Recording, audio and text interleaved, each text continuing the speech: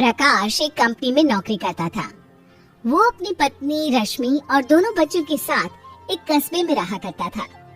प्रकाश और रश्मि किराए के घर में रहते थे।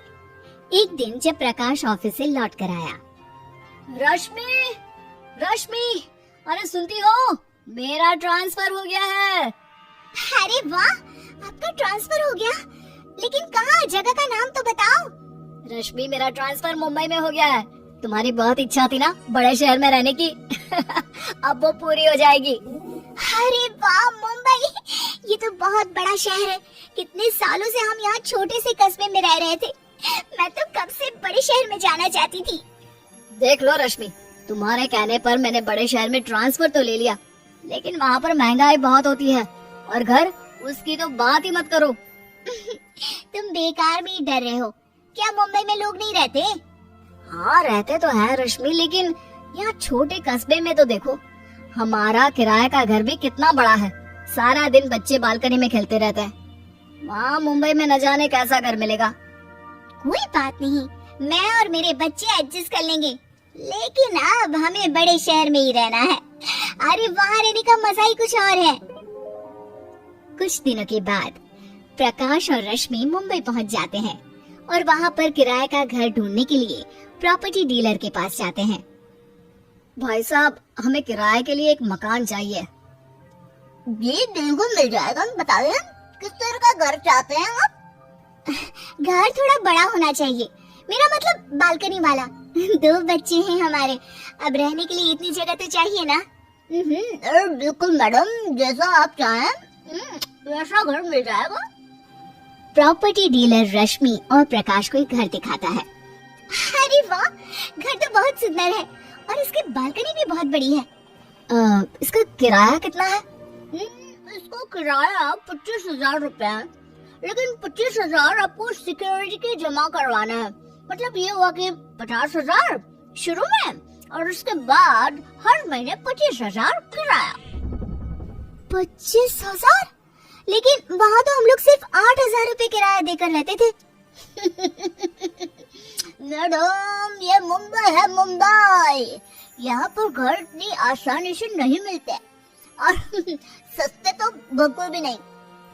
लेकिन भैया, हम इतना महंगा घर नहीं ले सकते, हमें कोई और घर दिखा दो ना। प्रॉपर्टी डीलर प्रकाश और रश्मि को दूसरा घर दिखाने के लिए ले जाता है। अरे, ये घर कितना गंदा है और यहाँ तो सीलन की बदबू भी आ रही है। मैडम, कम किराए में मुंबई में ऐसे ही घर मिलते हैं। अब इसका किराया तो कम होगा ना? भाई साहब, बिल्कुल। इसका किराया है सिर्फ 15,000 रुपए और सिक्योरिटी के आपको देने होंगे 5,000 बस। अरे, इतने गंदे बदबूदार घर की 15,000 किराया? नहीं नहीं, मुझे ऐसे घर में नहीं रहना। आपके इतने नक्शे हैं तो एक काम क्यों नहीं करते, खुद का घर खरीद लीजिए, आराम से किस्त भरते रहना, किराए का झंझट भी खत्म। खुद का घर? लेकिन मुंबई में खुद का घर लेना कोई आसान काम नहीं है। अरे आप भाई साहब, चिंता क्यों करते हैं? सस्ती किस्तों पर बढ़िया घर दिलवा दूंगा। आप भी खुश, आपकी मैडम भी खुश। आप मेरे पास कल सुबह आ जाइएगा। ठीक है, एक बार ये भी करके देख लेते हैं। अगले दिन प्रकाश और रश्मि प्रॉपर्टी डीलर के साथ घर खरीदने के लिए निकल पड़ते हैं। प्रॉपर्टी डीलर ने उन्हें एक घर दिखाया। ये देखिए, ये 2 BHK वाला घर है, आपको बहुत पसंद आएगा। हाँ, घर तो अच्छा है भाई, लेकिन ये बताओ कि कितने का है? बहुत ज्यादा नहीं, 80 लाख रुपए। 80 लाख रुपए? और आप कह रहे हैं कि ज्यादा नहीं? अरे भाई साहब, बहुत ज्यादा है। मैडम, यहाँ की लोकेशन कितनी अच्छी है, आसपास का माहौल देखिए, घर के बाजू में पार्क है, अस्पताल है, अच्छे लोग रहते हैं। अब इससे कम में मुंबई में अच्छा घर कहाँ मिलेगा? रश्मि, इस बड़े शहर में तो घर बहुत महंगे हैं। हम इतना महंगा घर कैसे खरीदेंगे? हमारे पास तो इतनी सेविंग भी नहीं है। अब हम क्या करें? किराए का घर पसंद नहीं आ रहा और अपना घर बहुत महंगा पड़ रहा है। अरे भाई साहब, बहन जी, इतना सोचने की जरूरत नहीं है। आराम से धीरे धीरे किस्त भरकर आप घर के पैसे चुका देना, कौन सी जल्दी है? वो ठीक ही तो कह रहे हैं, एक बार घर खरीद लिया तो बस सिर्फ हर महीने किश्त तो देनी है। और वैसे भी प्रकाश, गांव में इतनी सारी जमीन है, उसे बेचकर मुंबई में घर खरीद लेते हैं, आराम से यहीं रहेंगे। नहीं नहीं रश्मि, अगर हमें घर खरीदना ही होगा तो हम किसी छोटे कस्बे में खरीदेंगे। इतने पैसों में तो वहाँ पर बहुत बड़ा घर आ जाएगा। फिर वही छोटे शहर वाली बात, मुझे नहीं रहना छोटे शहर में, और मुझे यहीं घर खरीदना है। तुम अपनी गांव की जमीन बेचकर पैसे मंगवा लो। रश्मि की जिद करने पर प्रकाश ने वो घर खरीद लिया और धीरे धीरे उसकी किश्त चुकाने लगा। अभी रश्मि और प्रकाश अपने नए घर में रहने आ चुके थे।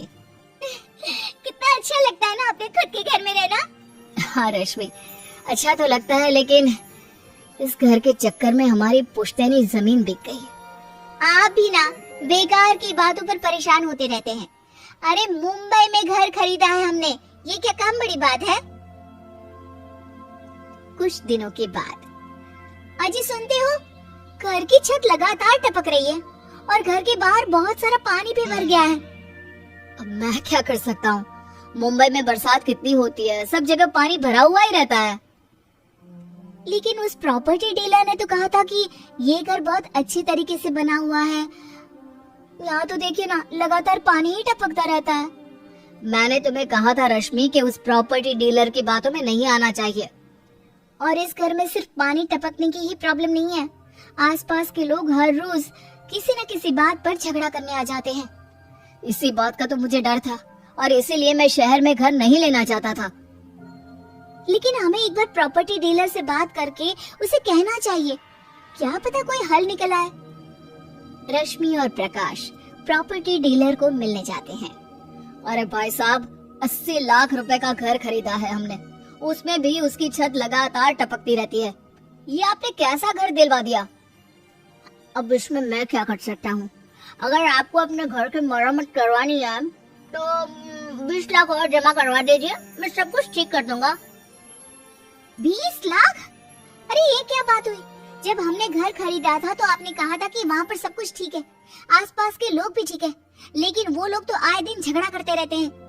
अरे बहन जी, अब वहाँ पर रहने वाले लोग झगड़ा करते हैं तो इस बात में प्रॉपर्टी डीलर क्या कर सकता है? अरे लेकिन घर की मरम्मत वो तो आप कर ही सकते हैं ना।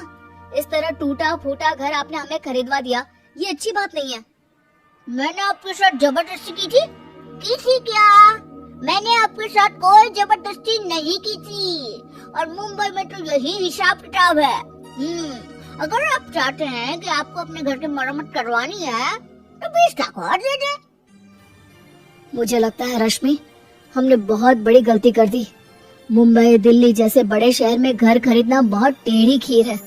हम जैसे मिडिल क्लास लोगों के लिए इतने बड़े शहर में घर बनाना वाकई मुश्किल नहीं, बल्कि बहुत मुश्किल है।